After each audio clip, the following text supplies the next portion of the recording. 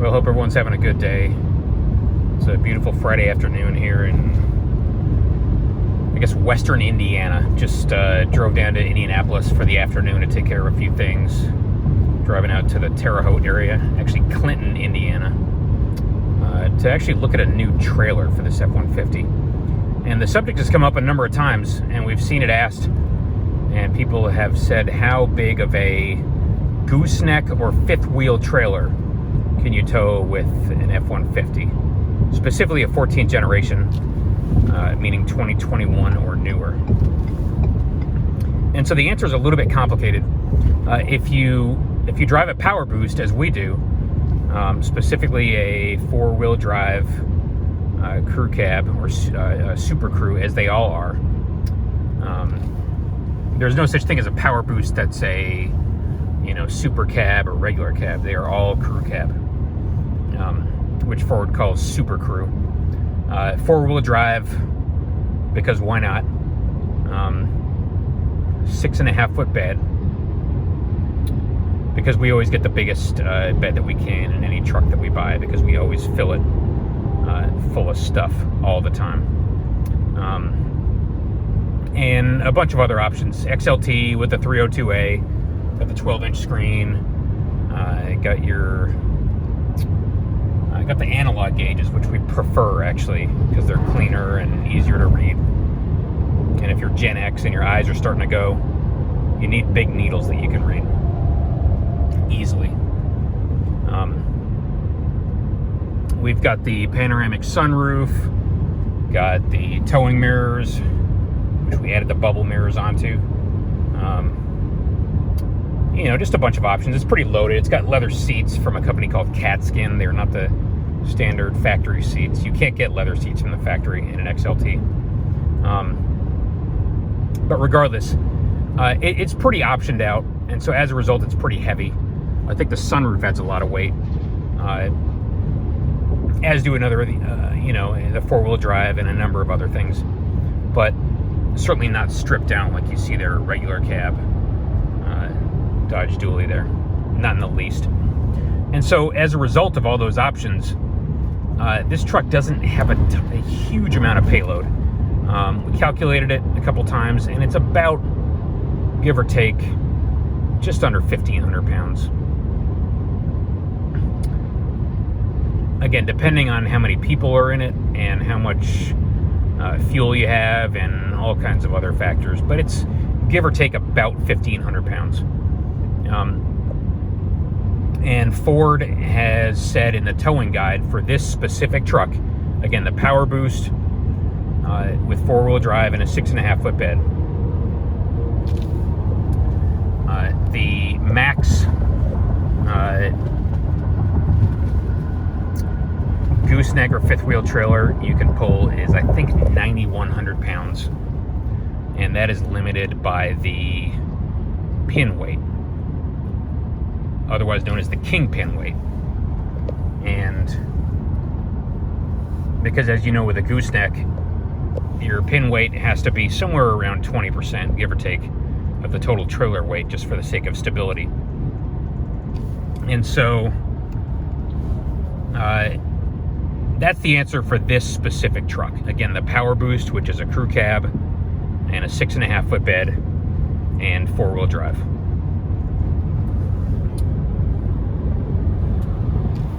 Let's get around this guy. Nope, it's not happening. Now, again, the limiting factor is your pin weight. If you were to say, well, I can take my pin weight down a little bit to 15% or maybe 10%, that is not advisable, and that's not recommended. But you can certainly pull a heavier trailer with more weight on the trailer axles, as long as you keep your pin weight down to somewhere around, again, 12, 13, 1,500 pounds. And at that point, you become limited by what's called the GCWR, gross combined weight rating. And for this truck, without looking at the towing guide, it's somewhere in the, let's just say, give or take 17,000 pounds. maybe 15 to 17,000 pounds, maybe a little more. Maybe as much as 18,000, can't quite remember without looking at it. But that is the absolute most that you should ever tow, and for two reasons. The first is braking, because if you've got a big heavy trailer behind you and all of a sudden the trailer brakes go out, then you're relying on the truck's service brakes to stop you, and you don't want to be like that guy coming down the mountains just outside Reno who had a gigantic boat hitched up to his F-150, like many thousands of pounds above the GCWR, and cooked the brakes and wound up crashing into a large number of other vehicles and killing a few people. Didn't have a CDL, may not have even been an American. And so, long story short, we all know just because you can get a big trailer moving doesn't mean you can stop it. So, again, you're limited, your ultimate limit on that trailer weight is the GCWR. And if you want to do it by the book, your limit is the pin weight that the truck can hold. Meaning the force pressing down on the hitch, which is in the bed of the truck, by the coupler or the gooseneck on that trailer. And so, yeah, for the F-150, the limiting factor is payload, which determines the max pin weight. It is not max trailer weight. You can do a lot more conventional towing than you can gooseneck towing. And that's because for conventional towing, it is safe to have about 10% ton weight. But for gooseneck, it's considered 15-20% is the norm. So I hope that's not too much to digest. A lot of people have mentioned the fact that, yeah, the F-150 PowerBoost doesn't have a ton of payload, and as a result, doesn't have a ton of, it doesn't have a very large max pin weight that it can accommodate. And so as a result, you know, taking your 35-foot camper with the, you know, fully loaded with food and, you know, supplies and water for 3 weeks of camping, that's going to be an iffy proposition. Specifically with the PowerBoost. And for somebody who wants to tow a big trailer, well, there are two options. The first one is just step up and get a Super Duty. And the second is to get something called the Heavy Duty Payload Package, or HDPP, Heavy Duty Payload Package. It's not too well known. It's really not a very commonly selected option. And Ford really restricts very severely which trim levels and engine choices are allowed that you're allowed to get with that package. And the Heavy Duty Payload Package it used to have 7-lug wheels, and that's how you used to be able to recognize the truck. Instead of 6-lug wheels like the rest of the F-150s, it had a 7-lug design, and you could tell from, you know, 50 feet away, 100 feet away, that's a truck with a Heavy Duty package. But in about the last 5 years, I think starting in 18, or maybe starting in 15, at the very latest 18, they switched over to a 6-lug design. So now you can't really tell just by looking at it. But it's got a specific wheel and tire combination that you have to select with it. They're very unique looking chrome type wheels. It's got obviously a much stronger axle, much stronger springs, and from what we understand, a different frame.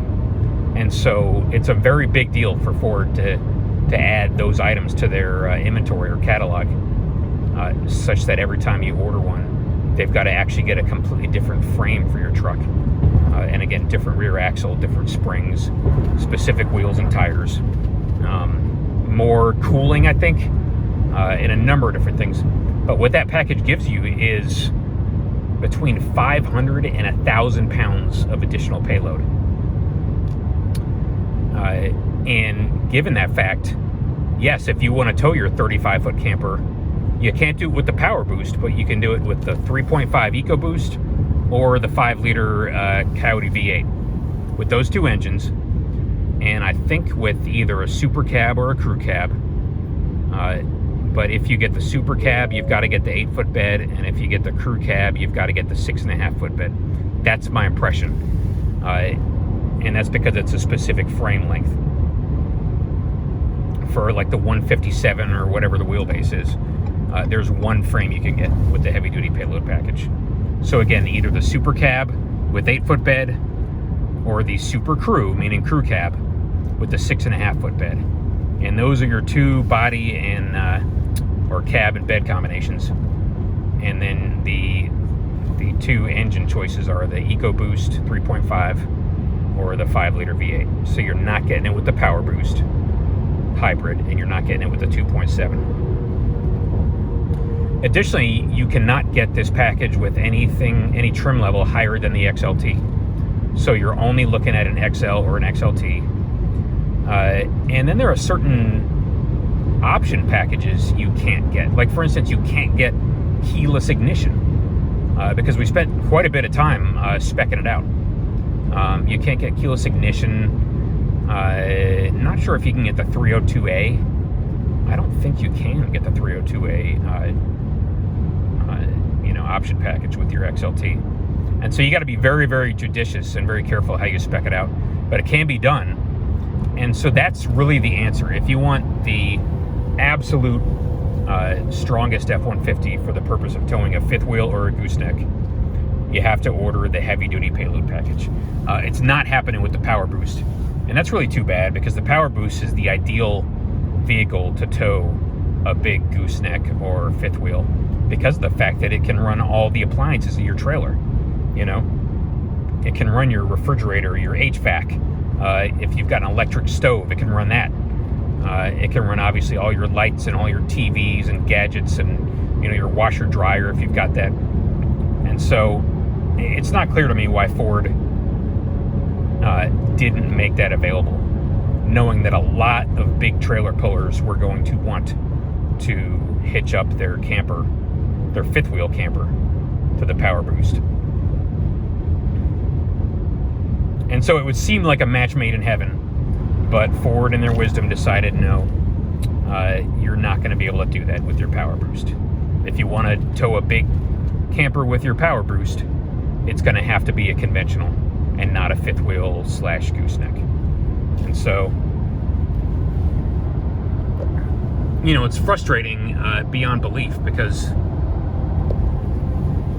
you know, this exact truck, if it had the heavy-duty payload package, it could accommodate the pin weight on our 48-foot gooseneck,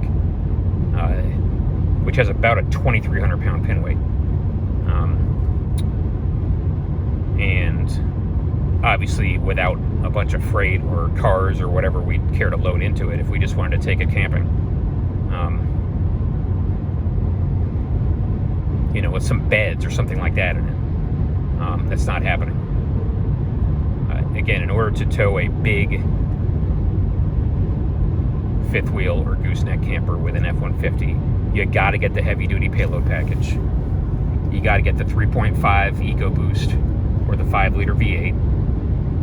You're only getting the extended cab, otherwise known as Super Cab, and 8-foot bed, or the Super Crew, meaning crew cab, and the 6.5-foot bed. And you're not getting any trim level higher than an XLT. And that's just the way it is.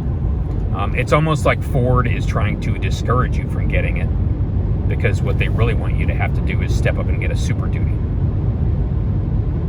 And we're not doing that. Partly because a Super Duty doesn't have Pro Power on board. So it's like you're trying to solve the puzzle, and Ford just keeps kind of cutting you off at the pass and saying, nope, can't do that, can't do that, can't do that. The rumor is TFL Truck talked about it. They saw some of the 2023 Super Duties that were being tested, and one of them had a bed cover, like a tonneau cover, that they saw the guy opening who was driving it. He opened the tonneau cover, and then he opened the tailgate, and you could see the big panel on the left side there of the interior of the bed that has the outlets on it, signifying that it appears, at least to the TFL guys, that you may soon be able to get a Super Duty with Pro Power on board. And once that happens, then yes, the solution to towing a big heavy trailer and being able to run it off your truck is a Super Duty. For the time being, unfortunately, with a PowerBoost F-150, you're not going to be towing a big fifth wheel or gooseneck. You can, however, tow a big conventional camper. All right, so we're about to jump off the highway. We figured out how to silence the alerts on our Google Maps. There's just like a button. I think they might have added that because we'd never seen it in the past. They might have added that at some point in the last couple of months. So now your Google Maps isn't interrupting you every 20, 30 seconds, every minute or two to give you turn-by-turn directions. And the same thing applies to Apple Maps too, if that's what you use.